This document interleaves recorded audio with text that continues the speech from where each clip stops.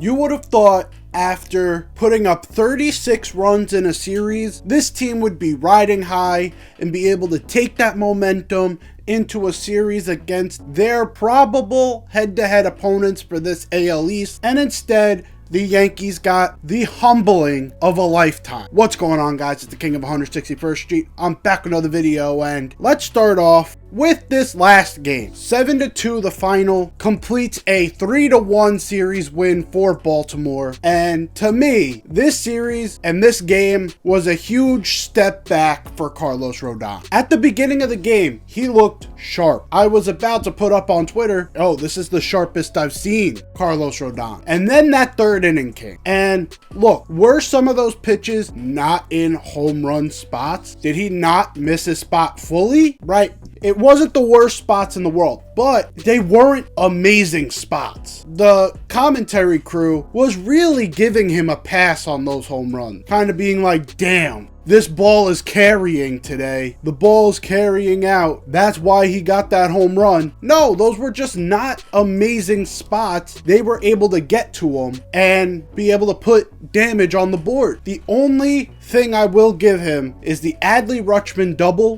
That was a good spot. That was down and in at his ankles, and he was able to kind of golf swing that down the line. This was a step back for him because after those 3 home runs, where he believed in his mind he made good pitches, he completely fell apart. Any pitch he threw was getting hit hard. Any pitch he threw was getting hit to gaps. And it all culminated in that last pitch he threw. A line drive into the gap that led to a 2-run triple, made it 7 runs. Yes, a bunch of that was aided by the error from Gleyber Torres. Overall, this was a major step back in the development of getting prime Carlos Rodon back. We know that Carlos Rodon plays with a lot of emotion. It cannot get to you the way it did in this game, because if he did keep this game close, who knows what could have happened, because it seemed like after they scored 7 runs, this Yankees offense gave up. They weren't really trying at all. Gleyber Torres was. He hit that home run, finally got on the board, so that's a bright side of this series. Maybe Gleyber Torres could get a little bit of a domino effect,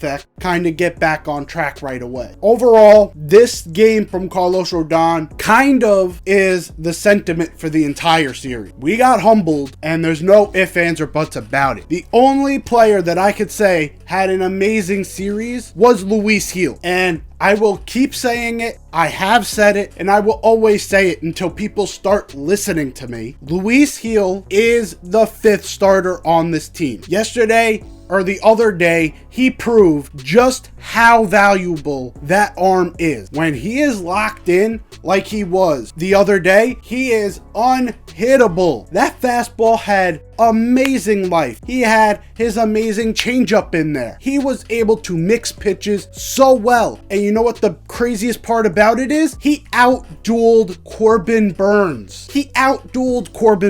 Corbin Burns is one of the best pitchers in baseball. He outdueled him. This was probably the most encouraging start I have seen from a Yankees pitcher this year. 6 1/3, no run, 1 walk. He did not walk many players in this game. When he is locked in like this, he is unhittable. Absolute amazing stuff out of Luis Gil. Oswaldo Cabrera able to break the tie in that 6th inning. Was able to keep his hands in very well on that inside sinker. Just a great swing and great awareness by Oswaldo to be able to get his hands all the way in there. I think that also has a lot to do with the Juan Soto effect, where Juan Soto is really able to get his hands in there. He has learned a lot from Juan Soto. But this is where I think the Juan Soto effect kind of has its detriments at times when it comes to other players. And no way am I blaming Juan Soto for this. A lot of players see Juan Soto have such command of the strike zone, have such an eye for that zone, that they think that they have that same zone too. I see Oswaldo doing this a lot, where he's just taking close pitches because he doesn't think, because he sees Juan Soto doing it all the time. It doesn't work when you don't have Juan Soto's eyes. Who's the only person in the world that has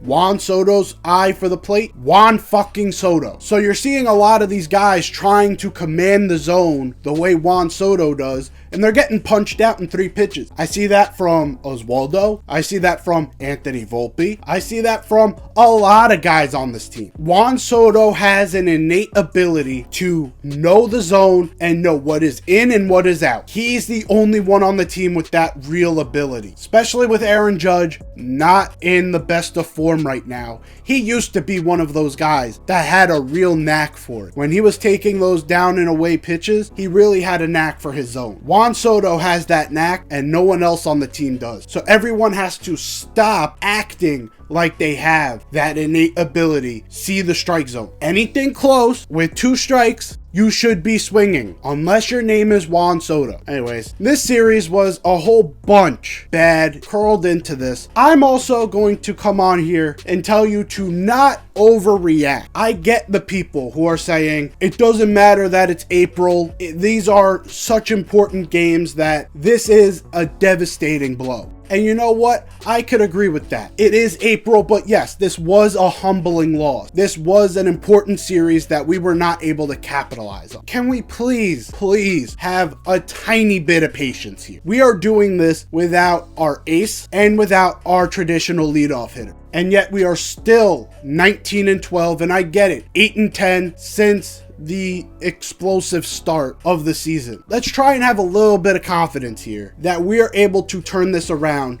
knowing that we have our ace coming around the corner, knowing that DJ LeMahieu is a few steps away from walking through those doors. Now, will DJ LeMahieu hit the ground running to start the year? Who knows? Garrett Cole, when he comes back, he will be the automatic ace that we all know he is. And we're not going to have to see a Clark Schmidt much more. Maybe they configure the rotation in other ways, but that's the way I believe they will configure the rotation. I'm going to take the wait and see approach. The Yankees play the Tigers tonight through the weekend. Hopefully they are able to sort of right the ship and get some things going, because this past series from game 1 to game 4, only scoring 6 runs in one of the more important series of the year is kind of disappointing, if I'm being honest. Hopefully the consistency of this offense comes back, and hopefully you enjoy this video. If you did, leave a like down below. If you're new here, hit that sub button. I'm out of here. Take care and peace.